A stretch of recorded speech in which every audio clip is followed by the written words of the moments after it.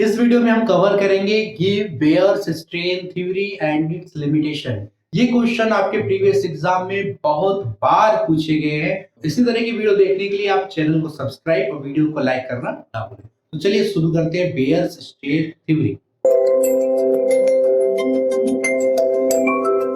तो आपका है यहाँ पे bear strain theory.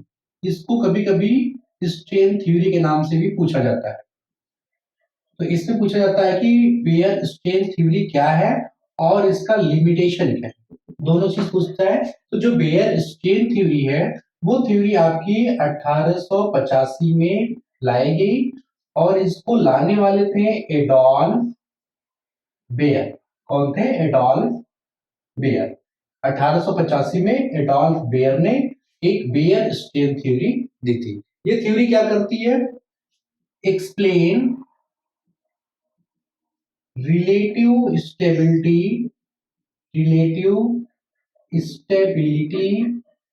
of few cycloalkenes. जो आपने अभी पिछले वीडियो में साइक्लोएल्केन्स पढ़ा हुआ है उसकी स्टेबिलिटी को यहाँ पे बेयर्स स्ट्रेन थ्योरी के द्वारा समझाया गया।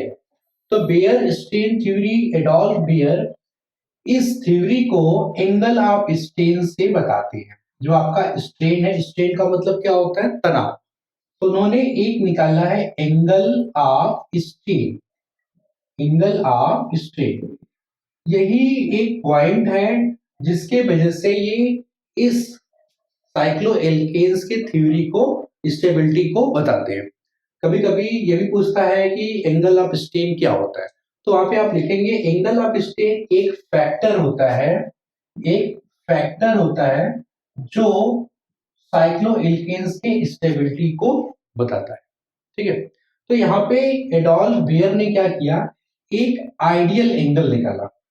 आइडियल एंगल जिसको हम इसमें एंगल्स को कहते हैं टेट्राहेड्रल एंगल। ठीक है। जैसे इसको इस टाइप से समझ लीजिए, जैसे अभी कोई भी पुलिस की भर्ती होती है तो उसमें 400 मीटर की दौड़ होती है और एक टाइम होता है। तो उस 400 मीटर की दौड़ में जो सबसे पहले दौड़ेगा तो वो उसको क्रैक कर देगा। जो उसके बाद आएंगे तो वो अलग अलग पोजीशंस पे आते हैं। तो उन्होंने भी एक एंगल रखा है, एक एक्चुअल एंगल रखा, उसी एंगल के पास से सारे मॉलिक्यूल्स टच करेंगे। ठीक है। तो उन्होंने जो एंगल रखा है वो रखा है कि 109.5 डिग्री। ठीक। उन्होंने एंगल ऑफ स्ट्रेन में एक आइडियल एंगल रखा है 109.5 डिग्री और एंगल ऑफ स्ट्रेन का इन्होंने एक फॉर्मूला भी बनाया है जिसको 1.2 109.5 डिग्री माइनस जो आपका एक्चुअल एंगल है उससे हम डिनोट करेंगे। क्या है यहाँ पे? Actual angle. ठीक। ये बात आगे समझ में आपको कि बेयर स्ट्रेन थ्योरी 1885 में आया, एडोल्फ बेयर ने उसको बनाया है। इसमें थ्योरी में क्या करते हैं? हम एक्सप्लेन करते हैं relative stability of few cycloalkenes. जो हमारे कुछ साइक्लोएल्केन्स हैं स्टार्टिंग के, उनकी स्टेबिलिटी को हम इस थ्योरी के द्वारा बताते हैं। इस थ्योरी में एक चीज है जिसको हम बोलते हैं angle of strain. Angle of strain क्या? एक फैक्टर है जिस फैक्टर से हम इसकी स्टेबिलिटी को बताते हैं। इस फैक्टर में सबसे मेन पॉइंट क्या है? एक आइडियल एंगल है जो है 109.5 डिग्री और इसी का एक फार्मूला है 1.1/2 ब्रैकेट में 109.5 माइनस एक्चुअल एंगल। इसी से आपका निकलेगा। अब इसमें देखिए है क्या? जिस भी मॉलिक्यूल्स का एंगल ऑफ स्ट्रेन ज्यादा आएगा, मतलब कि एंगल ऑफ स्ट्रेन अगर मॉलिक्यूल का ज्यादा रहेगा तो वो मॉलिक्यूल आपका जो इनकी स्टेबिलिटी होगी वो स्टेबिलिटी डाउन होगी और वो मॉलिक्यूल रिएक्शन तेजी से करेगा। मतलब कि जिन मॉलिक्यूल्स का एंगल ऑफ स्ट्रेन ज्यादा आएगा वो मॉलिक्यूल की स्टेबिलिटी कम होगी और वो उसका रिएक्शन ज्यादा होगा। ये आप याद कर लीजिए। जो उन्होंने थ्योरी में निकाला कि जिनका एंगल ऑफ स्ट्रेन ज्यादा आएगा वो मॉलिक्यूल्स स्टेबिलिटी कम रहेगी और उनका रिएक्शन ज्यादा रहेगा। जो भी मॉलिक्यूल अगर स्टेबल नहीं है, जाहिर सी बात है वो रिएक्शन करेंगे ही, अपने आप को स्टेबल करने के लिए वो रिएक्शन करेंगे। ठीक है। दूसरी बात इन्होंने क्या कही कि जिस मॉलिक्यूल का एंगल ऑफ स्ट्रेन कम है वो मॉलिक्यूल की स्टेबिलिटी ज्यादा होगी और रिएक्शन वो कम करेंगे। ठीक है, ये चीज आप याद रख रहिए। आगे इतना समझ में, ये इसका थ्योरेटिकल पार्ट है। अब हम एग्जांपल में देखते हैं। अब देखिए इसमें एग्जांपल्स, आप इसको एग्जांपल्स भी कर सकते हैं और इसका पार्ट भी कर सकते हैं, क्योंकि ये दोनों में चला जाए, आपके एग्जांपल्स में भी काम करेगा और इसके थ्योरेटिकल पार्ट में भी आएगा। तो एग्जांपल्स में हम लेते हैं, एक लेंगे हम साइक्लो प्रोपेन, ठीक, एक लेंगे हम साइक्लो ब्यूटेन, एक ले लेते हैं हम साइक्लो पेंटेन और लास्ट हम ले लेते हैं साइक्लोहेक्सेन। ठीक है, ठीक। अब देखिए ये आपका साइक्लो प्रोपेन, इसमें एंगल कितना है, एक्चुअल एंगल 60 है, इसमें कितना है 90 है। ठीक है, इसमें कितना है 108 है, इसमें कितना है 120। ठीक है, ये इनका एक्चुअल एंगल है। फिर इन्होंने जो एंगल ऑफ स्ट्रेन में जो आइडियल एंगल निकाला कि मतलब जो साइक्लोप्रोपेन है उसका 60 रहता है, लेकिन जब इसमें स्ट्रेन होता है तो वो कितना हो जाएगा 109.5, मतलब कि 60 है तो इसका 109.5, ये बढ़ के कितना चला गया 109.5। ठीक है, फिर देखिए इसमें क्या है 90 है तो ये भी एंगल आपका बढ़ेगा।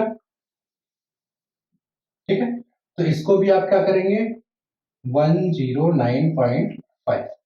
ठीक, फिर ये कितना है 108, इसका थोड़ा सा बढ़ेगा, इसका भी वही लिखेंगे आप 109.5।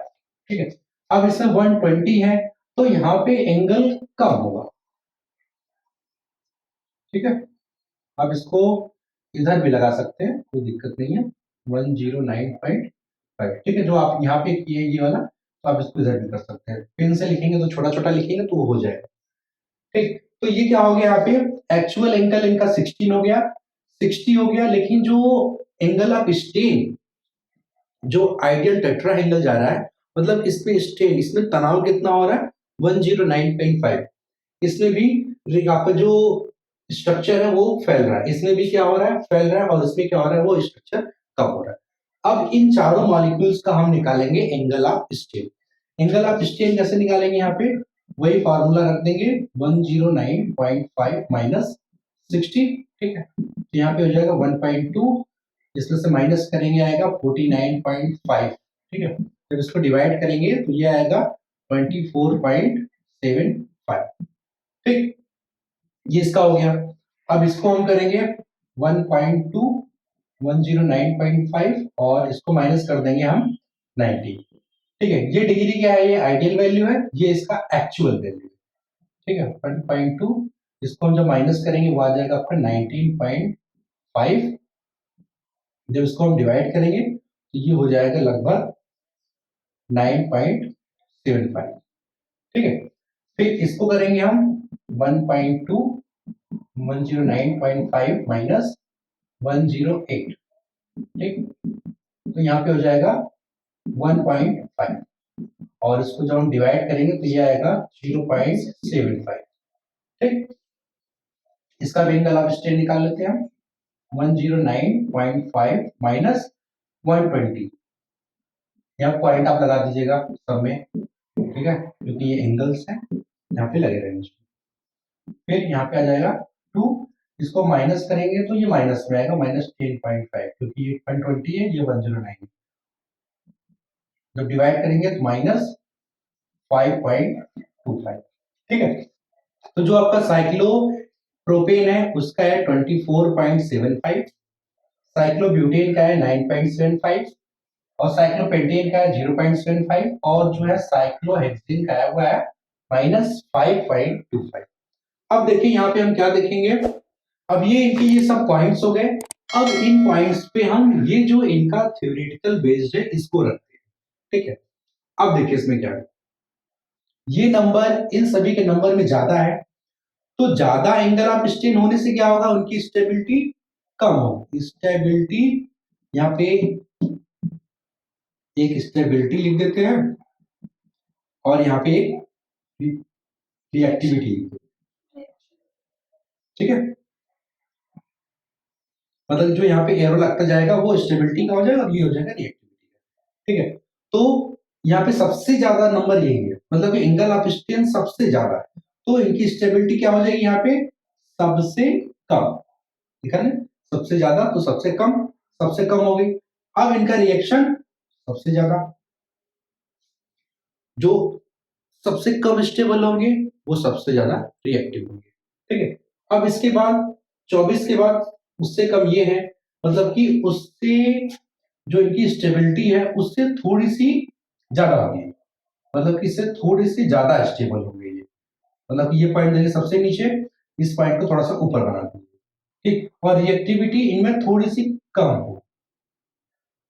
आप पढ़े थे पिछले वीडियो में जो इनमें एडिशन रिएक्शन होता है, तो जब हम एडिशन रिएक्शन कराते हैं तो ये 80 डिग्री पे इनका एडिशन रिएक्शन होता है, और जब इनका हम एडिशन रिएक्शन कराते हैं तो वो 200 डिग्री पे करेंगे तब जाके होता है। वो यही प्रॉब्लम इसमें रहता है कि ये स्टेबिलिटी इसकी सबसे कम रहती है, तो रिएक्शन लोअर टेम्परेचर पे हो जाता है।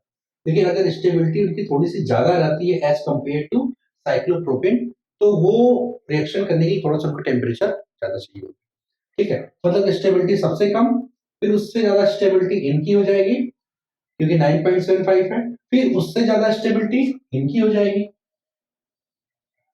ठीक है। और ये भी रिएक्शन कम करेंगे, ठीक। अब सबसे कम माइनस में है, ये मतलब क्या हो जाएगा कि इनमें इनकी स्टेबिलिटी सबसे ज्यादा है और ये रिएक्शन नहीं करेंगे, ऐसा समझ लीजिए। तो यहाँ पे आप देख लिए कि जो एंगल ऑफ स्ट्रेन है साइक्लोप्रोपेन का वो ज्यादा है, इसलिए इनकी स्टेबिलिटी सबसे कम रहेगी और रिएक्टिविटी सबसे ज्यादा रहेगी, ठीक। और साइक्लोब्यूटेन में एज कंपेयर टू साइक्लोप्रोपेन इनकी स्टेबिलिटी ज्यादा रहेगी और रिएक्टिविटी कम हो जाएगी, ठीक है।